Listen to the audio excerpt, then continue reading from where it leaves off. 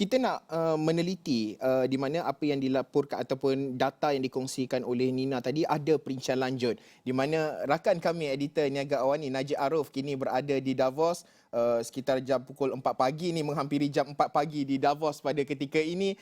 Awal pagi sanggup untuk bersiaran dengan kita untuk berkongsi pandangan, ada menemu bual pakar, mendapatkan pandangan belia dan sebagainya.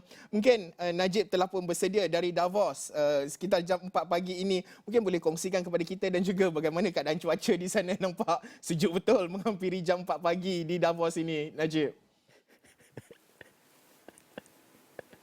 Okey, terima kasih rakan tugas Haris Ashraf Hasnan dan juga Nina Rosman, Nabila juga di sana. Okey, cuaca di sini sekarang ni adalah negatif 12 darjah Celsius. Ini standard lah kalau waktu-waktu winter dia, beginilah waktu di Davos, New Zealand. Tapi topik yang dibincangkan begitu hangat sekali di Davos ini, kita selari dengan apa yang dilancarkan di Malaysia sebentar tadi oleh Perdana Menteri berkaitan dengan artificial intelligence ataupun kecerdasan buatan kita di Malaysia untuk rakyat.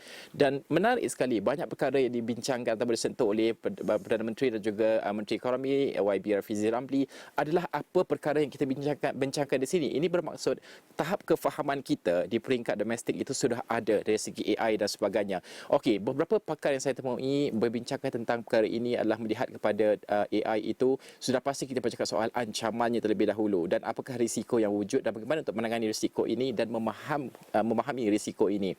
Antara saya temu bual adalah Kathy Lee yang merupakan ketua AI Data Metaverse Center for the 4IR, yang mana banyak perkara kita bincangkan, antaranya adalah melihat kepada ungoverned AI yang tidak ditadbir urus ini dan juga cabarannya. Dan ini dinyatakan oleh banyak pihak bahawa inilah cabaran yang besar, dan pada masa sama bagaimana untuk kita melihat bahawa self-regulation dan juga tadbir urus yang baik itu dapat diwujudkan di dalam ekosistem tersendiri, termasuk juga dalam organisation. Sebagai contoh, kalau sebuah syarikat itu mengadaptasi AI dan sebagainya, bagaimana untuk kita mewujudkan governance, tadbir urus di peringkat organisasi tersebut. Dan apa yang kita melihat bahawa perjalanan AI ini begitu panjang sekali. Ia mengandungi 7 dekad penyaklumat dan sebagainya. Dan bagaimana kita melihat bahawa generative AI khususnya yang di-mainstreamkan, diarus perdanakan sejak lebih setahun lebih yang lepas. Dan ini juga ada risikonya dari segi keselamatan data dan sebagainya. Okey, saya nak melihat juga kepada apa yang dilaporkan melalui laporan risiko global 2024 oleh WEF yang menarikkan tentang misinformation dan juga disinformation sebagai perkara utama yang menjadi cabaran, dan AI sangat berkait rapat dengan perkara ini. Dan sudah pasti kita melihat juga bagaimana untuk AI ini setakat ini, kalau kita saksikan di peringkat antarabangsa, ia masih lagi berada di beberapa tangan syarikat terkemuka dunia, beberapa sahaja. Jadi monopoli ini kalau boleh kita sifatkan masih lagi wujud, dan bagaimana untuk kita membawa ini dalam konteks tempatan acuan kita, itu paling penting sekali. Dan apa diperkatakan oleh Kathy Lee berkaitan dengan risiko of ungoverned AI ini adalah kerana kalau kita tengok generative AI sebagai contoh, dia ini adalah melatih maklumat yang tidak berstruktur. Jadi adalah risiko yang wujud dan sebagainya jika disalahgunakan, dan juga traceability, untuk kita trace kepada data tersebut dia tidak berapa jelas. Jadinya ada wujud cabaran di situ berbanding dengan klasikal AI yang kita tengok dan lihat selama ini, dan juga akan ada cabarannya. Kita dengarkan sedikit apa yang Kathy katakan dalam temu bual kita. Because generative AI is trained on a large, set of unstructured data, and there's less clear of, the kind of data traceability compared to more classical AI. So there will be, potentially harmful output that's less controllable compared to other type of digital harms that we're seeing now on social media. There could be potential misuse by bad actors, because at the end of the day, advanced AI is really truly just about advanced digital capabilities, the ability to calculate a lot faster and perform a lot better than human beings. So imagine that, goes into the hands of malicious, kind of actors. Obviously, there could be a lot of opportunities for misuse. And the most obvious case we already are seeing is in misinformation. Nowadays, the cost of producing content, let it be text or images, and now with the models become even more powerful, you can generate videos within seconds. So then obviously there's a lot of the potential risks around spreading misinformation, and those are those are some of the obvious potential risks. Obviously, there's also in the long run, there's a huge debate in terms of could AI also pose more long-term risks to humanity and even, cause some sort of existential risks. Those are not off the table. So we do need to treat it very, very carefully. Okey, cukup menarik sekali apa yang Katie berkatakan kerana kalau kita melihat dari segi memahami risiko ini, ia tempoh yang panjang dan bergantung kepada tahap kepakaran kita. Ini juga disentuh oleh Perdana Menteri dalam ucap pertama peluncuran sebentar tadi. Bagaimana untuk kita memahami risiko ini dan juga teknologi secara keseluruhannya adalah merupakan double-edged sword. Pedang dua mata ini yang mana sekiranya kita gunakan dengan ke arah yang baik, ia membawa kebaikan dan juga sudah pasti akan ada bad actors yang akan terlibat. Kita dengarkan apa Katie katakan tentang bagaimana untuk memahami risiko ini. Technology is really double-edged sword. I think the best analogy I've heard from industries is a knife. A knife can be, well, we have to use knife to cook food at this time, but on the other hand, you can use it the other way around as well.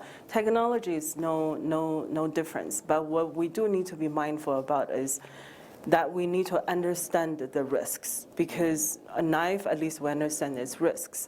But AI models, because of its hallucination natures, because of a lot of the surprising, emergent properties that even the top scientists cannot explain. So we do need to understand what are the inherent risks and put the guardrails not only in the deployment phase, but also from design to development as well. So basically, at every stage, let it be AI model producers, adapters, users, or the AI applications users, all need to be aware of potential risks and put the relevant guardrails in place.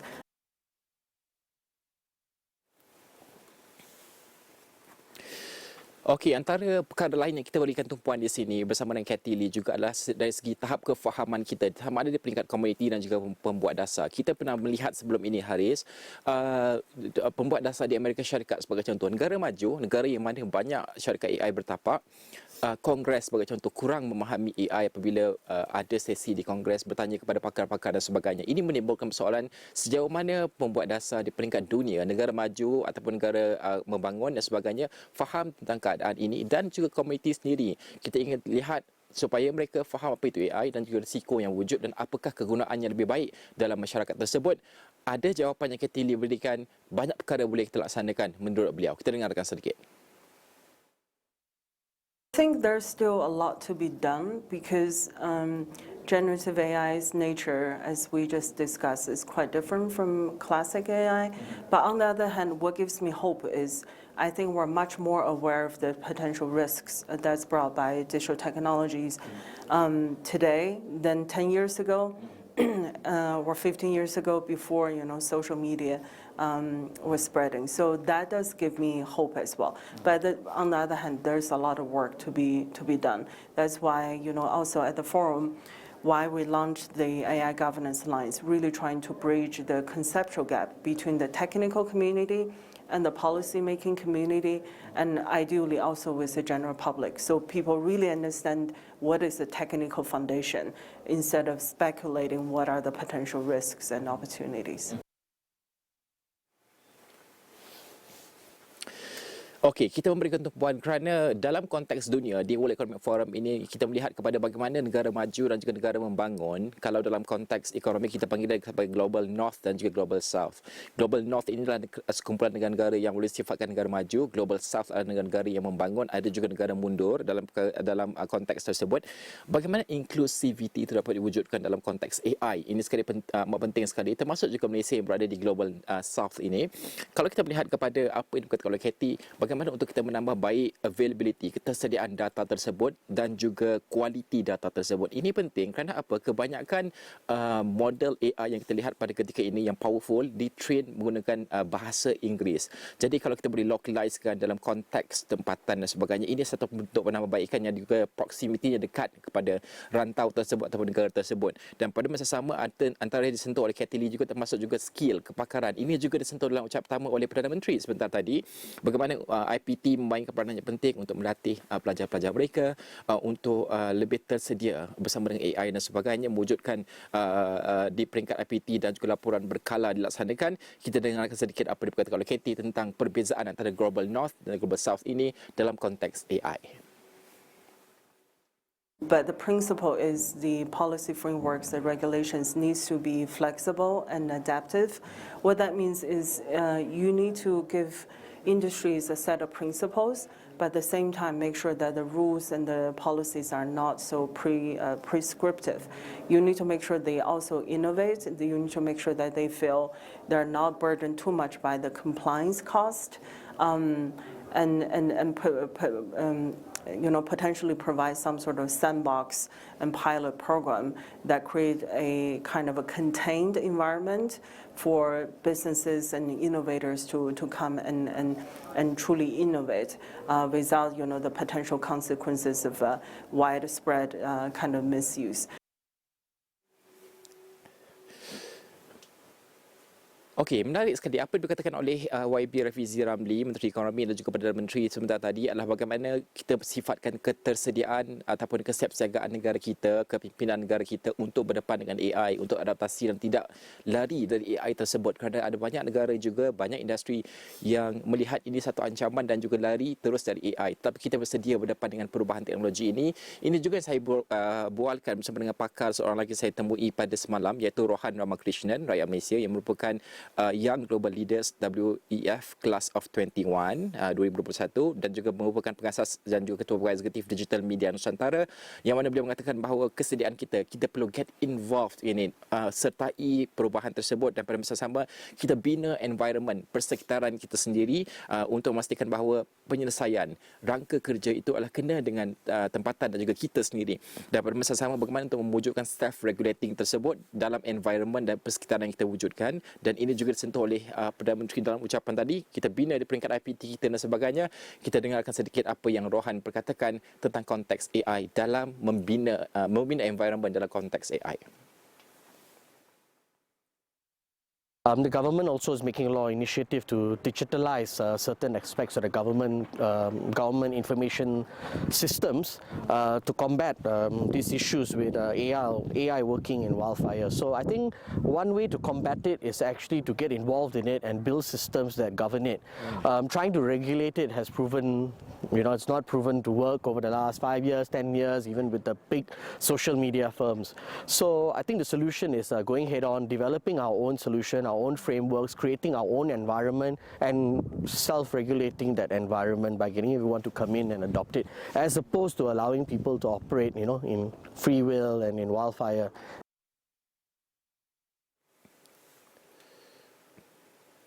Sudah pasti kita bercakap juga aspek regulation. Ini bukan perkara mudah kerana banyak perkara yang belum difahami bukan sahaja oleh pembuat dasar, malah industri secara keseluruhannya. Bagaimana kita melihat contoh-contoh terbaik dari rantau lain yang cuba mengawal perkara ini dari konteks dan juga ekosistem mereka dan juga environment mereka. Rohan mengatakan mengambil contoh di Eropah sebagai contoh, yang mana pada pandangan beliau monopoli AI yang dipegang oleh beberapa syarikat besar ini harus dipecahkan mengikut region kita. Sekarang ini kuasa dan juga model terhebatlah dipegang oleh mereka. Bagaimana untuk kita membawa dalam konteks tempatan, harus ada perpecahan tersebut. Kita saksikan ketika zaman dahulu apabila syarikat minyak besar dan sebagainya kita pecahkan supaya ia lebih agihan itu lebih setara mengikut rantau dan sebagainya antara Global North dan juga Global South. Kita dengarkan apa yang diperkatakan oleh Rohan.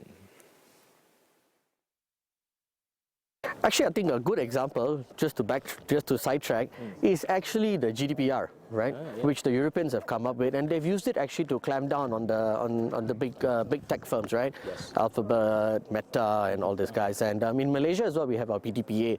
So actually, it comes back to how you want to protect your personal data. Because if that personal data is out there and it's available to be aggregated and crawled, and then used for all the wrong intentions to target the kind of people that can be easily manipulated, which then feeds people with the wrong information, which then takes them to the polling station and making the wrong decision. So if you go all the way back, I think yes, there are right frameworks and there are right policy measures in place. Governments are trying, but I think it's an oligopoly, right? There's just three of them, or it's a monopoly, right? So you need to break these guys up. It goes back to what happened during the oil era, right? They broke up all the big oil companies, Rockefeller, and Standard Oil and all these companies. So you got to break them up, downsize them, and then probably they're not as lethal and dangerous as they are.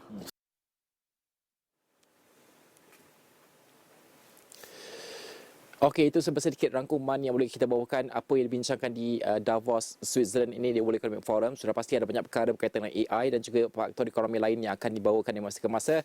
Saya nak kembali semula kepada rakan tugas Haris Ashraf Hasnan dan juga Nina di studio untuk meneruskan perbincangan untuk langkah-langkah yang penting ini berkaitan dengan AI dan juga satu langkah ataupun momen yang penting untuk negara kita, AI yang kita adaptasi di peringkat tempatan. Kembali semula kepada rakan tugas.